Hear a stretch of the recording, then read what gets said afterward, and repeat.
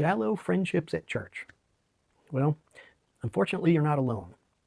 If you have gone to church and you were hoping to find close friendships and support, well, maybe it didn't happen. And if that's you, I'm so sorry that happened to you, because church should be a place where Christians can go, where people can go and be accepted and find an extended family. But unfortunately, this hasn't been happening very good for several decades, and the data is very clear on it. In fact, did you know that over 80% of Christians that go to churches report feelings of loneliness and a lack of connectedness?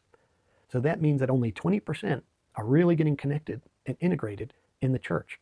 So in this video, we're going to talk about one reason why this is happening, and also a good solution that Christians can advocate for that will prevent the same suffering in the future.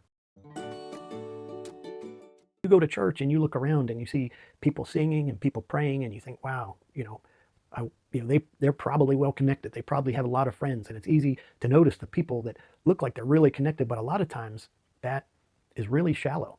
And when the holidays roll around, when the weekends roll around, they're bored, they don't have support. That's why we've been losing so many church members. That's why we're losing so many new people that decide that they really don't want to join. And well, sort of how this happened, we can go back to the early 2000s, the 90s.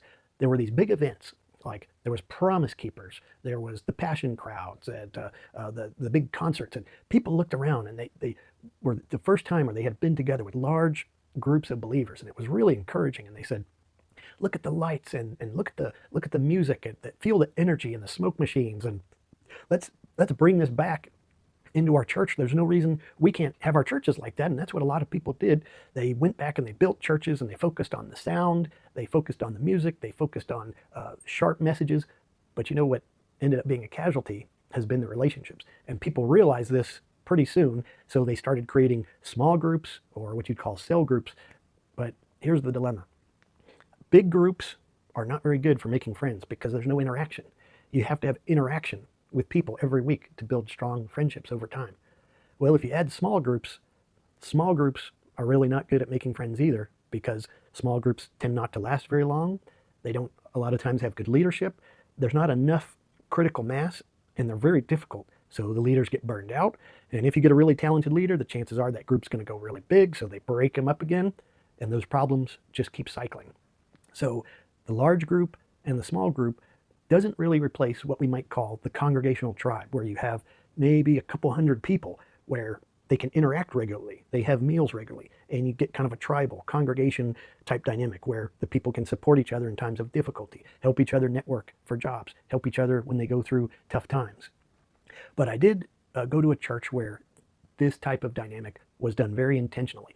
And if you're a church and you want to have strong relationships, you have to realize we're going to pray, we're going to read the Bible, yes, but we are a relational organization. When you think about the early church, they were spreading the message of Christ, but I believe what a lot of people were drawn to was, wow, these people, they would really love each other. They would sacrifice for each other.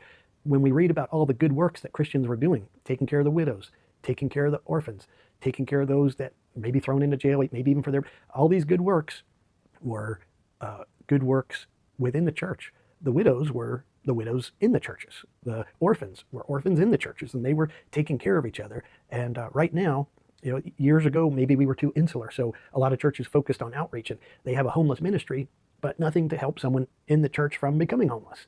So we've got a disconnect here recently. But this one church that I went to, they did some very special things. And they had a church. It was about 200 members at the time. After that, they grew to about 400 members.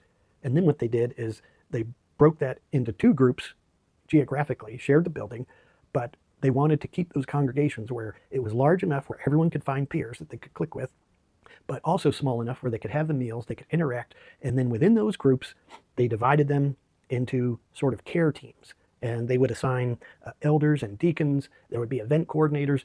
Every sort of care team had specific people that were put in charge of those tasks, and their pictures lined the hallways. And what that did was probably 3/4 of the church had positions of responsibility that also gave them meaning.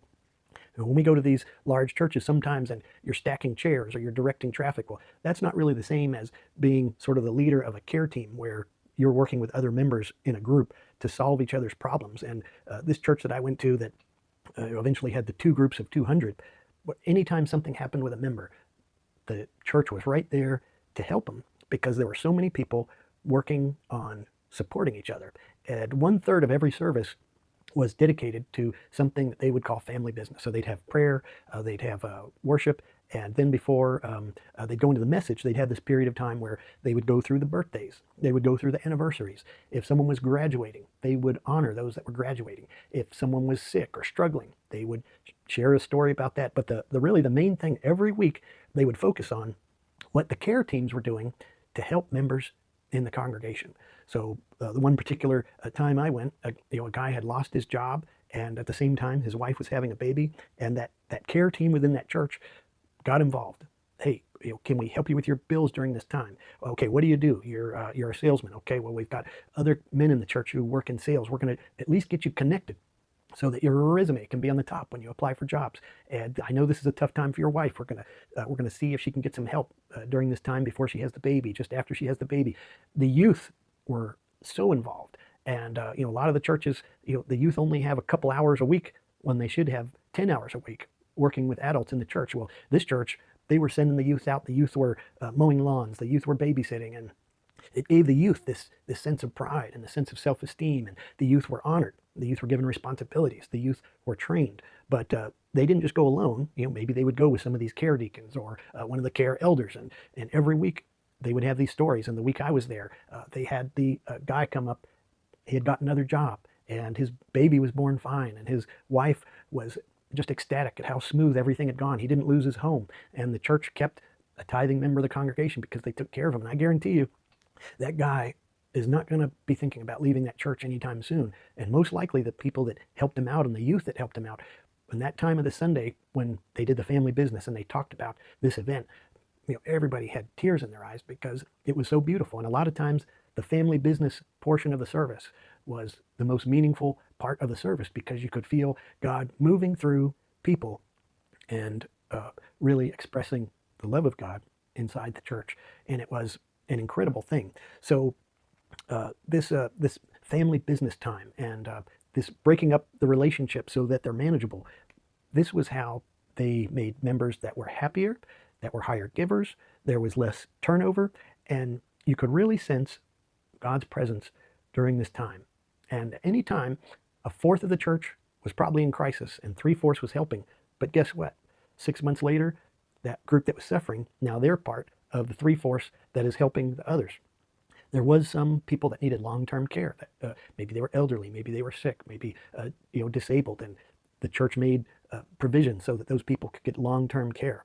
But it was magnificent how well this worked. And when this particular problem happened, someone asked the pastor, doesn't the church get stressed out from all of these problems that they have to solve in the church? And he said, no. He said it energizes them. And he said, when someone has a problem, that is your chance to really become their pastor and become their church. So they didn't see these difficulties as really problems, but he saw them as opportunities. We're going to step into the situation. We're going to bring relief, and we're creating a lifetime of loyalty by doing these type of actions. And it was fantastic. And if more churches can learn from this type of dynamic, we can stop the attrition. We can stop people coming into the church. And yeah, we have a great message and we have great music, but do we have these type of experiences? And the more we do that, the more other people are going to be able to come in, get integrated, and not have the shallow relationships, because there's going to be depth. We're going to be meeting together every week. We're going to be having meals. We're going to be either receiving help or giving help. And that really seems to be closer to the first century church model, but also other times in history where the church really operated very similarly. So we can fix these problems, but talk about them. If you have leaders, talk to your leaders. If you have pastors, if you know people that work in Bible colleges, we have to start solving these problems so that we can have a bright future and have a path of strong Christian churches.